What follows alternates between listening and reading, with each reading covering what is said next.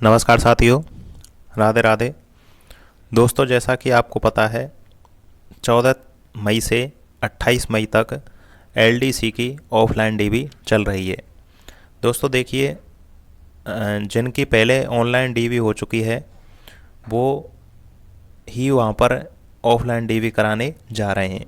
कुछ छात्र ऐसे हैं जो ऑनलाइन डीवी नहीं करा पाए, तो दोस्तों उनके लिए भी मैंने अलग से वीडियो बना रखा है, आप वहाँ से देख सकते हैं आपको क्या करना है और आप डायरेक्ट ऑफलाइन डीवी किस प्रकार करा सकते हैं। दोस्तों देखिए, कल 14 तारीख के दिन डीवी का फर्स्ट डे था। तो देखिए, पूरी इस वीडियो के माध्यम से मैं आपको जानकारी दूंगा कि पहला दिन कैसा रहा, कौन कौन सी समस्याएं वहाँ पर आईं और छात्र वहाँ पर क्या क्या गलतियाँ कर रहे थे, उनके डॉक्यूमेंट्स में क्या क्या कमियाँ रहीं और जिनके डॉक्यूमेंट्स में कमियाँ रही थी उनको क्या बाहर कर दिया गया है या फिर उनके लिए और कोई उपाय है। तो दोस्तों ये सारी जानकारी हम इस वीडियो के माध्यम से जानेंगे। देखिए, सबसे पहले आपको वहाँ पर जाके करना क्या है। तो दोस्तों देखिए, आपको वहाँ पर सबसे पहले तो यह है कि 10 बजे से आपकी फर्स्ट शिफ्ट स्टार्ट होती है, सेकंड शिफ्ट 2 बजे से स्टार्ट होती है। आपको गेट पर घुसते ही आपको वहाँ पर लिस्ट चिपकी मिलेगी। तो आपको सबसे पहले आपको उसमें अपनी लिस्ट देखनी है कि आपका कौन से दल में डीवी होगा और कौन से कमरा नंबर में डीवी है आपका।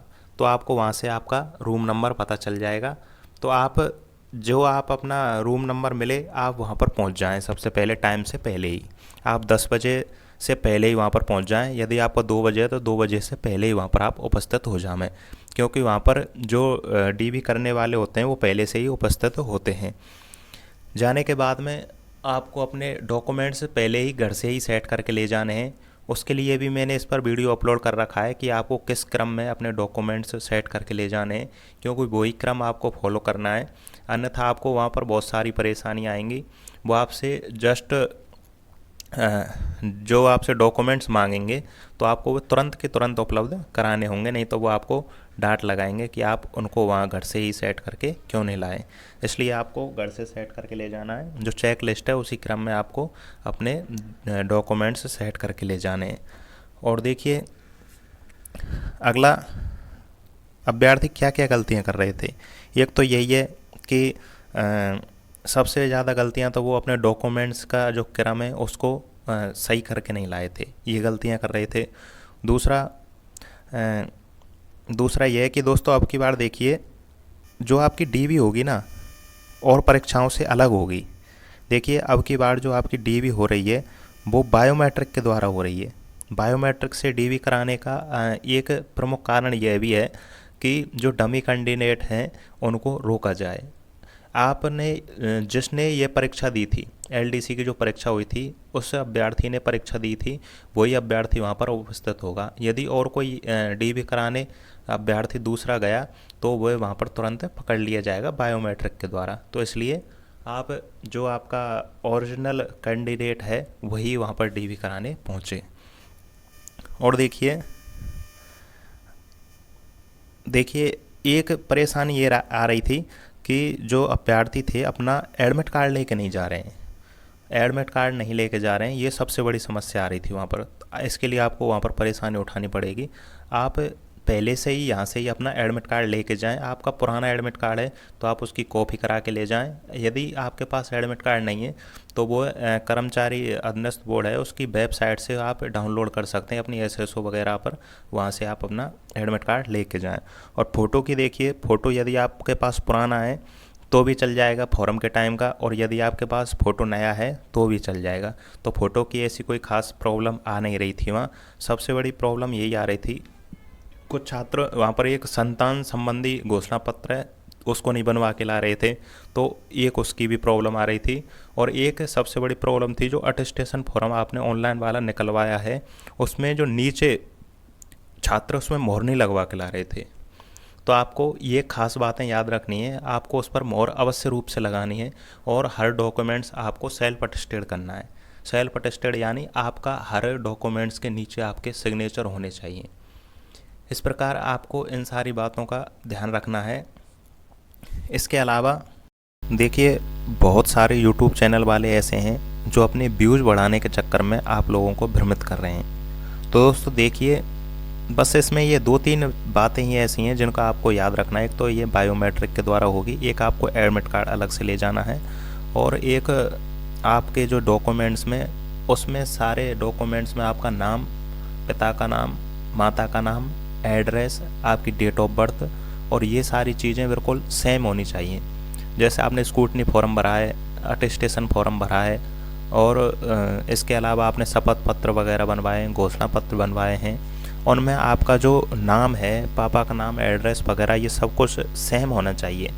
यदि आपके किसी भी डॉक्यूमेंट्स में कोई भी मिस्टेक है, कोई नाम में स्पेस हो गया है, या नाम की स्पेलिंग गलत हो गई है, या किसी भी प्रकार की कोई गलती हो गई है, तो आप उसके लिए यहीं से एफिडेविट बनवा के ले जाएं। नहीं तो आपको वहाँ पर थोड़ी सी परेशानी उठानी पड़ सकती है एफिडेविट के लिए। आपको दोस्तों ये देखिए, डॉक्यूमेंट्स में गलती तुरंत बाहर किया जाएगा क्या? नहीं दोस्तों, देखिए, किसी को भी डॉक्यूमेंट्स की वजह से बाहर नहीं किया जाएगा। यदि आपके बिल्कुल ही फर्जी डॉक्यूमेंट्स हैं तो आपको तुरंत बाहर कर सकते हैं, अन्यथा कोई आपके पास में कोई डॉक्यूमेंट्स उपलब्ध नहीं है तो उसके लिए आपको बाहर नहीं किया जाएगा। यूट्यूब वाले या इसके लिए आपको भ्रमित कर रहे हैं। किसी को भी डॉक्यूमेंट्स के लिए पहली बार में बाहर नहीं किया जाता है, आपको एक मौका दिया जाता है। आपका कोई डॉक्यूमेंट्स उपलब्ध नहीं है तो आपको एक डेट दी जाएगी कि आप उस डेट तक अपना डॉक्यूमेंट्स उपलब्ध करा दें। देखिए, आपके कोई भी डॉक्यूमेंट्स में किसी भी प्रकार की कमी है तो आप एफिडेविट लगवा दें उसके लिए। और आपने कोई भी क्वालिफ़िकेशंस भरने में गलती कर दी है, या फिर कोई गलत डॉक्यूमेंट्स अपलोड करा दिया है ऑनलाइन फॉर्म भरवाते समय, तो आप उसके लिए भी एफिडेविट यहाँ से पहले ही बनवा के ले जाएं। आपको किसी भी प्रकार की वैसे वहाँ पर कोई परेशानी आएगी नहीं। तो इन चीज़ों का आपको ध्यान रखना है। एक छात्र ये गलती सबसे अधिक कर रहे हैं जाति प्रमाण पत्र में। देखिए, यदि आपके पास में जाति प्रमाण पत्र आपकी जो फॉर्म भरने की लास्ट डेट थी उससे 6 महीने पुराने तक का है, तो आपको किसी भी प्रकार की कोई एफिडेविट वगैरह बनवाने की आवश्यकता नहीं पड़ेगी। यदि आपका आपका जाति प्रमाण पत्र नया है, यानी उस डेट से आपने नया बनवाया है, या फिर ज़्यादा पुराना है, तो आपको एफिडेविट यहाँ से बनवा के ले जाना है उसके लिए। नहीं तो एफिडेविट जो जाति प्रमाण पत्र है इसके लिए अवश्य है। ये डॉक्यूमेंट्स बहुत ही आवश्यक डॉक्यूमेंट्स है, क्योंकि इसी के आधार पर आपकी कैटेगरी का चयन होता है। आपको इसमें किसी भी प्रकार की गलती नहीं करनी है। और मूल निवास, देखिए, मूल निवास आपका यदि उस जो आपकी फॉर्म भरने की डेट है उससे पहले का है तो आपको किसी भी प्रकार की एफिडेविट की कोई आवश्यकता नहीं है। यदि आपने नया मूल निवास बनवाया है तो उसके लिए भी आप एफिडेविट यहीं से पहले बनवा के ले जाएं। देखिए, यदि आपने किसी भी प्रकार की वहाँ पर कोई गलती होती है उसके लिए वो एफिडेविट मांगते हैं, तो आपको करना क्या है? तो देखिए, मैं आपको उसके लिए एक नंबर है, आप इस नंबर पर वहाँ पर कॉल करना और आप बोलना कि मुझे तुरंत एफिडेविट बनवाना है, तो आपके लिए ये तुरंत वहाँ पर एफिडेविट बना के उपलब्ध करा देंगे।